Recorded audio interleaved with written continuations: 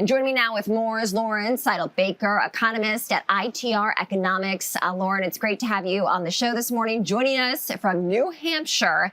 And what do you make of the latest economic data amid the Fed's recent decision? The economic data is mixed right now. We're certainly seeing some softening in various indicators, but broadly speaking, the U.S. consumer, which accounts for the vast majority, about 2/3 of GDP, they are still hanging in there. We see a relatively tight labor market, so that's keeping upside pressure on wages. So thus far, the consumer is able to weather this storm. So jobs data has shown quite a bit of a slowdown. Inflation still is sticky. What does that mean for the Fed's path forward?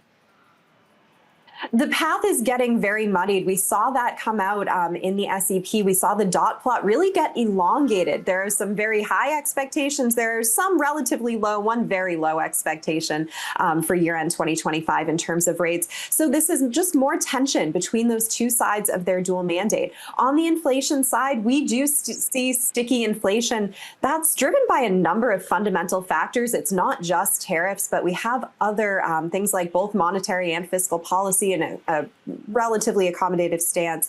We see those wage pressures that I just mentioned. We're starting to see some movement in things like commodity prices, certainly energy prices.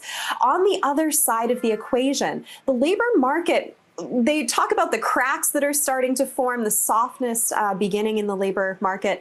I am really struggling to see broad softness. I see softening, certainly, but I like to keep in mind that this labor market is coming off of such an incredibly tight starting point. Back in 2022, we had 2 open jobs for every 1 unemployed worker. So today we're seeing that get back more toward that 1-to-1 balance. But things are light, both on the side of job seekers looking for work and also on the side of hiring. So what is your expectation, Lauren, in terms of where we go from here when it comes to inflation? I am much more concerned about the inflation side of things than the labor market side of things. ITR Economics does see inflation picking up really from this point forward. So the back half of 2025, we see that ongoing acceleration really into 2026. I think what that will do is it's going to shift that attention back from the labor market back to the inflation side of the dual mandate. I think that limits both the number of cuts that we'll see from this point forward, but also how deep into this year and into next year that timing of cuts will be able to continue. And how is the consumer faring amid all this? Thus far, the consumer is actually faring okay. They're able to withstand this inflation. We see wages rising at a faster pace than inflation, so that means our real purchasing power, our real income is still rising. However, the consumer is getting increasingly bifurcated. So at the lower end of the income spectrum, those types of consumers, they typically are hit harder by inflation just due to where they spend their money.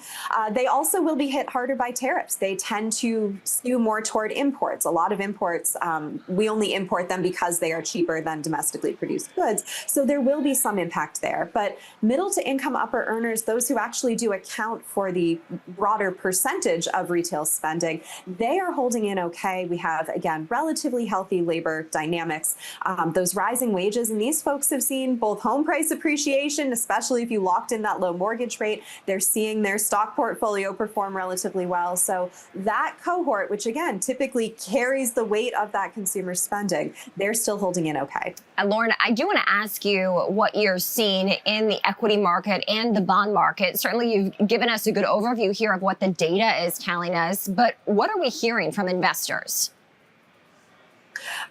So we focus more on the production side of things, where we're certainly not giving a prediction of the stock market, for example, but we do follow things like profitability.